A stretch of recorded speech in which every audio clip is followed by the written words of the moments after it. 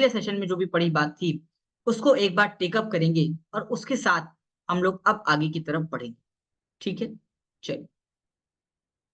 हम लोगों ने अपने आखिरी सेशन में ये समझा था कि अगर हम लोगों को कब अपने टीडीएस को अपने टीडीएस को डिपॉजिट करना है। तो हमने ये सीखा था कि हमें अगले महीने की 7 तारीख को अपना टीडीएस काट करके जमा करवा देना है गवर्नमेंट को। और जमा करवाने का जो चालान है वो है चालान 281। चालान 281 के थ्रू हमें अपना टीडीएस का पैसा जमा करवा देना है। अगर हमने नहीं करवाया तो पर मंथ और अ पार्ट ऑफ मंथ के हिसाब से 1.5% प्रति मंथ और अ पार्ट ऑफ मंथ। अगर महीने का एक दिन भी चालू हो गया है तो पूरे महीने का 1.5% लग जाएगा। हमारे एग्जाम्पल में 2 महीने का लग गया था। हमने उस 2 महीने के पैसे को जमा करवाना है।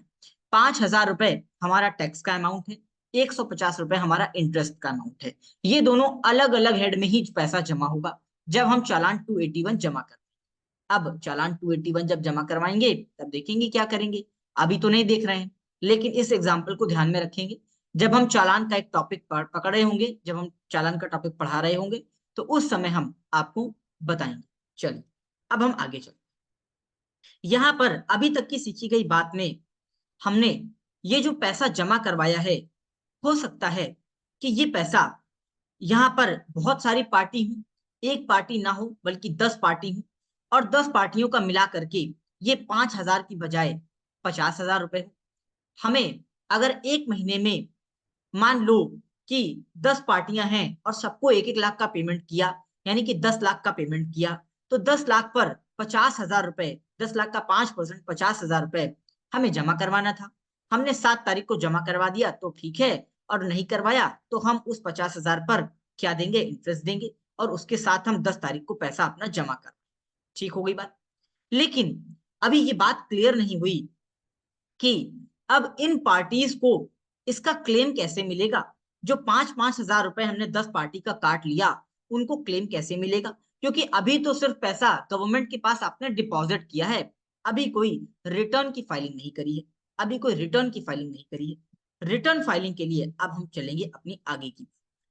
जो रिटर्न फाइलिंग है टीडीएस की, वो क्वार्टरली होती है, यानी कि आपको क्वार्टर में एक बार रिटर्न की फाइलिंग करनी। ठीक हो गई बात। और 2 रिटर्न होते हैं, एक है फॉर्म 24Q और एक है फॉर्म 26Q। फॉर्म 24Q जो होता है वो सैलरी वालों के लिए होता है, सिर्फ और सिर्फ सैलरी वालों के लिए।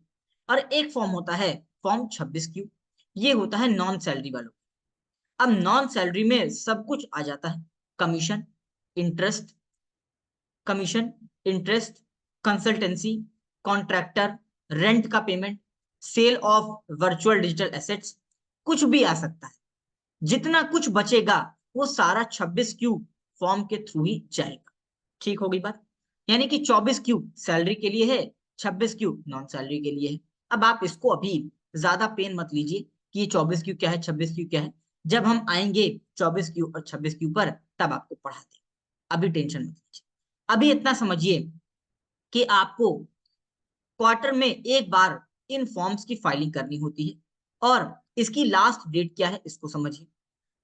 जो फॉर्म, ये दोनों फॉर्म हैं, इन दोनों की हर क्वार्टर के हिसाब से लास्ट डेट है। यानी कि Q1 की एक लास्ट डेट है, Q2 की लास्ट डेट है, Q3 की लास्ट डेट है, और Q4 की भी लास्ट डेट है। अब एक जनरल रूल तो ये है कि हर क्वार्टर के खत्म होने के बाद अगले महीने की 31 तारीख या 30 तारीख तक ये रिटर्न चला जाना चाहिए। कौन सा, 24Q और 26Q। फॉर एग्जाम्पल, हमारा जो Q1 है वो शुरू होता है 1 अप्रैल से और खत्म होता है 30 जून पर। तो 30 जून का अगला महीना होता है जुलाई, और जुलाई की जो आखिरी तारीख होती है यानी कि 31 जुलाई। 31 जुलाई तक आपका टीडीएस का रिटर्न चला जाना चाहिए। रिटर्न के लिए कौन सा फॉर्म है, 24Q और 26Q। अब एक बात से कंफ्यूज मत होइएगा, हमने जो इससे पहले थोड़ी देर पहले एक बात बताई थी कि आपका चालान 281 चला जाना चाहिए। चालान 281 पैसा काट करके जमा करवाने का चालान है। आपको हर महीने के अगले महीने की 7 तारीख को जमा करना होता है। लेकिन ये क्या होता है, ये एक रिटर्न है, और रिटर्न क्वार्टर में एक बार जाता है। फॉर एग्जाम्पल, अगर हम समझने के लिए एक एग्जाम्पल लें कि अप्रैल का अगर कोई टीडीएस है तो आप चालान 281 के जरिए 7 मई को जमा करवाएंगे। मई का जो टीडीएस है वो 7 जून को जमा करवाएंगे। जून का जो टीडीएस है वो 7 जुलाई तक जमा करवाएंगे।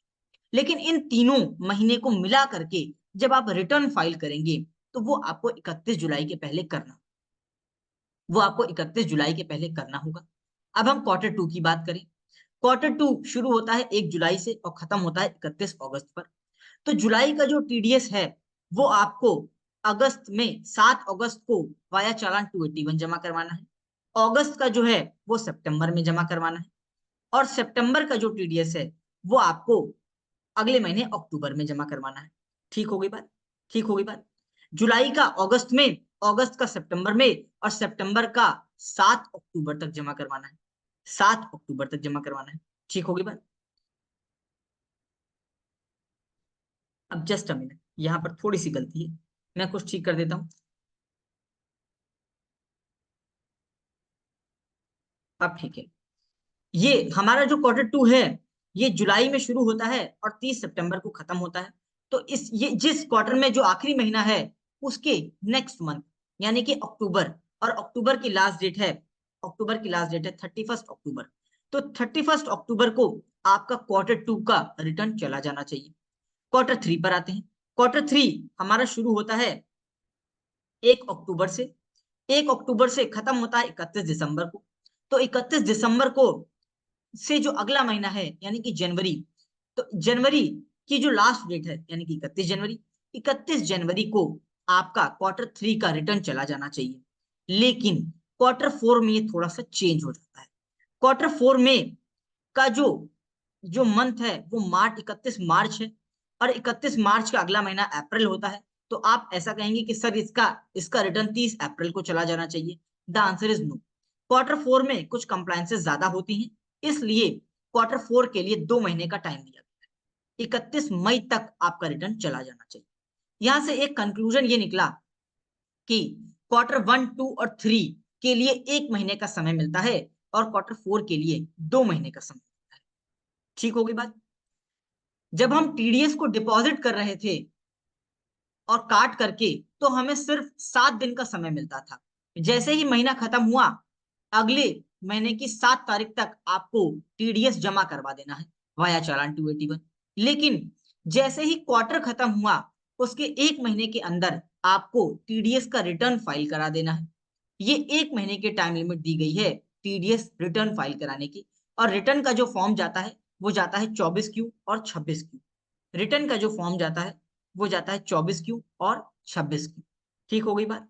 लेकिन Q4 में 2 महीने का समय मिला, 31 मई तक आपको रिटर्न अपना फाइल करना है।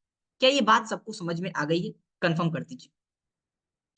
क्या ये बात आपको समझ में आ गई है? कंफर्म।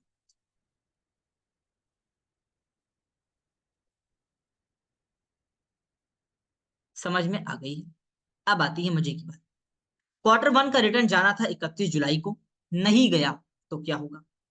Q2 का रिटर्न जाना था 31 अक्टूबर को, नहीं गया तो क्या होगा? Q3 का रिटर्न जाना था 31 जनवरी को, नहीं गया तो क्या होगा? और Q4 का रिटर्न जाना था 31 मई, नहीं गया तो क्या होगा? अब नहीं गया अगर, तो प्रावधान है लेट फीस का। लेट फीस का। अगर आपका टीडीएस 7 तारीख तक जमा नहीं हुआ तो प्रावधान है इंटरेस्ट का। आप ब्याज देंगे 1.5% पर मंथ और अ पार्ट ऑफ मंथ। लेकिन अगर आपका रिटर्न क्वार्टरली समय से नहीं गया तो प्रावधान है लेट फीस का। और यहां पर कहा है 200 रुपए प्रतिदिन। 200 रुपए प्रतिदिन आप जो रिटर्न फाइल करना चाहते हैं करिए, 200 रुपए प्रतिदिन। अब हम अपने एग्जाम्पल को कंटिन्यू करते हैं। Q4 जो कि जनवरी 2023 का महीना था, हमने अपना क्वार्टर खत्म होता है हमारा कब? 31 मई। क्वार्टर खत्म होता है 31 मार्च 2024। ठीक है, क्वार्टर खत्म होता है 31 मार्च 2024। तो जनवरी फरवरी मार्च का मिला करके आपको एक रिटर्न फाइल करना था और रिटर्न फाइल करना था 26Q। कौन सा रिटर्न जाना था? 26Q। क्योंकि ये कमीशन की पेमेंट थी और कमीशन नॉन सैलरी में आता है। ठीक हो गई बात? कमीशन नॉन सैलरी में आता है। तो इसकी डिक्लेरेशन जानी थी कब? कब? 31 मई से पहले। 31 मई से पहले। लेकिन आपने 10 दिन का डिले कर दिया और 10 जून को अपना रिटर्न फाइल किया। 10 दिन का डिले किया, 10 जून को रिटर्न फाइल किया। तो 10 दिन के हिसाब से 200 रुपए प्रति दिन और टोटल हो गया 2000 रुपए की लेट फीस जमा कर। 2000 की लेट फीस जमा करानी हो। ठीक है। तो यहां पर ये जो 2000 जमा होगा, वो ये 2000 भी वाया चालान 281 ही जमा होगा, लेकिन लेट फीस के कॉलम में। पहले वाला जो चालान 281 था, वो पहले 5000 का टैक्स था, 1000 का इंटरेस्ट था, और अब ये 2000 की लेट फीस है। यानी कि 7150 रुपए हो गया टोटल। इंटरेस्ट अलग, लेट फीस अलग, टैक्स अलग, तीनों को जमा कराने का चालान कौन सा है? 281। ठीक हो गई बात?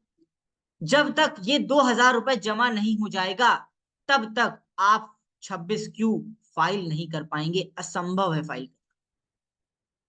बताइए, बात समझ में आ गई? बोलो, बात समझ में आ गई? बोलो, बताओ, क्या ये बात समझ में आ गई?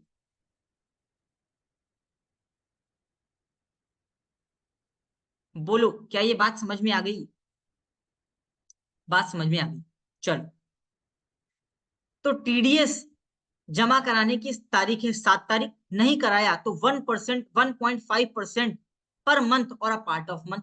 महीने का एक दिन भी होगा तो पूरा महीना मान लिया जाए। ठीक है। अगर आपने रिटर्न टाइम से नहीं फाइल कराया, रिटर्न टाइम से फाइल कराने का मतलब आपको अगले महीने अगला पूरा महीना मिलेगा, मतलब एक महीने का टाइम मिलेगा, रिटर्न फाइल कराइए। और आखिरी वाले क्वार्टर में 2 महीने का टाइम मिलेगा। अगर आपने वो नहीं कराया तो 200 रुपए पर डे। ठीक है। लेकिन लेकिन मेरा आपसे एक सवाल है। मेरा आपसे एक सवाल है। वो सवाल ये है कि मान लो यहां पर 31 मई 2024 लास्ट डेट थी इसको जमा कराने की। अगर मान लो इन्होंने 1 साल का डिले करा, अगर मान लो फॉर एग्जाम्पल, हमने एग्जाम्पल को थोड़ा सा चेंज कर दिया, अगर मान लो इन्होंने 1 साल का डिले कर दिया।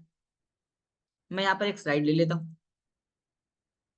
For example, if delay for 1 year, तो 1 साल में बच्चों कितने दिन होते हैं? 365 दिन होते हैं।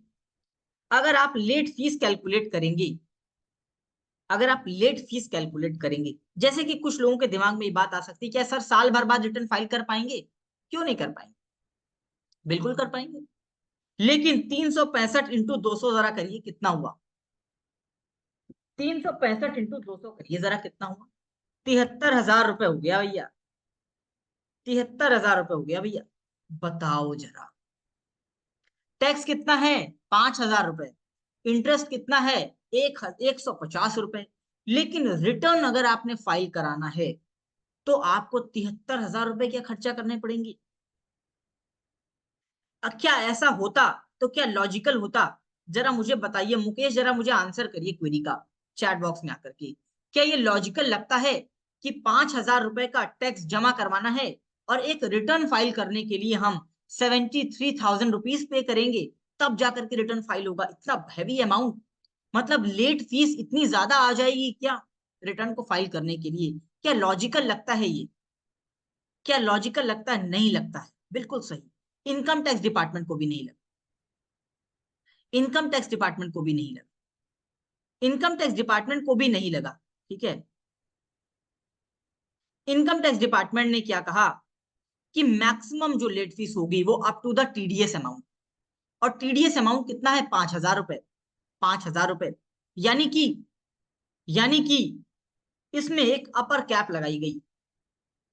यहां पर इसमें एक अपर कैप लगाई गई और वो कितनी है? Up to TDS amount. Up to TDS amount. ठीक है। मैक्सिमम 2,000 ही लगेगा। मुकेश कैसे? मेरा एग्जाम्पल चेंज हो चुका है बेटा, वो पुराना एग्जाम्पल है मुकेश। बेटा वो पुराना एग्जाम्पल है, ये एग्जाम्पल नंबर 1 है, ये एग्जाम्पल नंबर 1 है। मैंने एग्जाम्पल नंबर 2 ले लिया है, और 2 में क्या कहा है, अब डिले 365 दिन का है, मतलब इन्होंने अगले साल फाइल किया है, मतलब डेट ऑफ फाइलिंग क्या हो गई, 31 मई 2026। ये एक साल बाद अपना रिटर्न अगर फाइल करेंगे तो क्या होगा बेटा, एग्जाम्पल चेंज हो गया है। क्लास में ही रहना, जरा सा पॉइंट अगर स्लिप हुआ तो मुसीबत हो जाएगी। पहले वाले एग्जाम्पल में तो डिले सिर्फ 10 दिन का था, तो हमने बड़ी आसानी से बता दिया 2,000 रुपए लगेगा और हमने निकाल दिया। लेकिन एग्जाम्पल चेंज हो चुका है, इसमें अब डिले 365 दिन का है, मतलब एक साल का डिले है। तो एक साल के डिले पर 73,000 की लेट फीस आ रही थी। अब मेरा क्वेश्चन ये था आपसे, क्या 73,000 की लेट फीस को पे करना लॉजिकल लगता है? मेरी आपसे ये क्वेरी थी कि 73,000 का लेट फीस पेमेंट करना लॉजिकल लगता है, तो सभी ने कहा नहीं लगता है, क्योंकि यहां पर एक अपर कैपिंग होनी चाहिए, और अपर कैपिंग दी गई up to the TDS amount. कितना, जितना टीडीएस है उतने तक की अपर कैपिंग दी गई। तो हमारे एग्जाम्पल में सिर्फ 5,000 का टीडीएस है, मतलब अब लेट फीस मैक्सिमम कितनी हो सकती है, 5,000 हो सकती, 73,000 नहीं होगी, 73,000 नहीं होगी। अगर हम अपनी बात को कंक्लूड करें तो टोटल हमें कितना डिपॉजिट करना पड़ेगा? सबसे पहला तो टैक्स देना पड़ेगा 5,000 का, दूसरा इंटरेस्ट देना पड़ेगा 150 का, और तीसरा लेट फीस हमको देनी पड़ेगी ₹5,000। यानी कि टोटल अगर हम करें तो 10,150 दिन। ये 10,150 कैसे आया, सबको समझ में आया कि नहीं आया, जरा ये बताओ। अगर नहीं आया तो बताओ, फिर से बता दो। हमारे इस एग्जाम्पल में डिले जो है वो एक साल का हो गया था, डिले बढ़ गया था। तो डिले बढ़ने पर क्या लेट फीस बढ़ जाएगी? हाँ बढ़ेगी तो, बढ़ेगी तो, लेकिन जितना टीडीएस अमाउंट है बस मैक्सिमम उतनी ही लेट फीस लग सकती है, उससे ज्यादा नहीं लग सकती, उससे ज्यादा नहीं लग सकती। तो यहाँ पर टीडीएस अमाउंट क्योंकि 5,000 था इसलिए 5,000 है। अब मान लो एग्जाम्पल चेंज, मान लो अगर ऐसी 10 पार्टियां होती और ये टीडीएस अमाउंट 50,000 होता, तो पहले 50,000 टैक्स जमा होता, फिर उसके ऊपर इंटरेस्ट जमा होता, और फिर ये लेट फीस जो अभी 73,000 आ रही है, ये 73,000 के बजाय 50,000 हो जाए, क्योंकि मेरा टीडीएस अमाउंट ज्यादा था, 50,000 था। तो पहले हम 50,000 का टैक्स जमा करवाते, फिर हम इंटरेस्ट जमा करवाते, और 50,000 की लेट फीस जमा करवाते। जब हम इतना काम कर लेते, उसके बाद हमको ये रिटर्न फाइल करने को होता। बात समझ में आई? बात समझ में आई, बताओ। जी सर। बात समझ में आई? क्योंकि मेरा टीडीएस अमाउंट कम था इसलिए लेट फीस भी कम हो गई। लेकिन अगर मान लो कि मेरा टीडीएस अमाउंट, कोई स्क्रीन पर शायद कुछ चला रहा है, मेरी रिक्वेस्ट है कि स्क्रीन पर कुछ ना करें, ठीक है। कोई अगर, ये टीडीएस का अमाउंट क्योंकि मेरा कम था इसलिए मेरी लेट फीस भी कम हो गई। लेकिन अगर मान लो मेरा टीडीएस का अमाउंट बहुत ज्यादा हो, तब तो ये लेट फीस जमा करवानी पड़ेगी बच्चों। मान लो अगर टीडीएस का अमाउंट 50,000 है, तो अप टू 50,000 तक तो लेट फीस लगी सकती है, कोई दिक्कत की बात नहीं है, कोई दिक्कत की बात नहीं है। अब हो सकता है मेरे टीडीएस का अमाउंट 5 लाख हो, ठीक है, तो पहले 5 लाख टीडीएस जमा कराना पड़ेगा, उसके ऊपर का आया हुआ इंटरेस्ट जमा कराना पड़ेगा, और 73,000 की लेट फीस पूरी पूरी जमा करवानी पड़ेगी, कोई छूट नहीं। क्यों? क्योंकि 200 रुपए प्रतिदिन या TDS amount which ever is less की लिमिट है यहाँ पर, विच एवर इज लेस की लिमिट है। बताओ बात समझ में आ गई? मैंने तीनों सिनेरियो ले लिया, बताओ बात समझ में आ गई?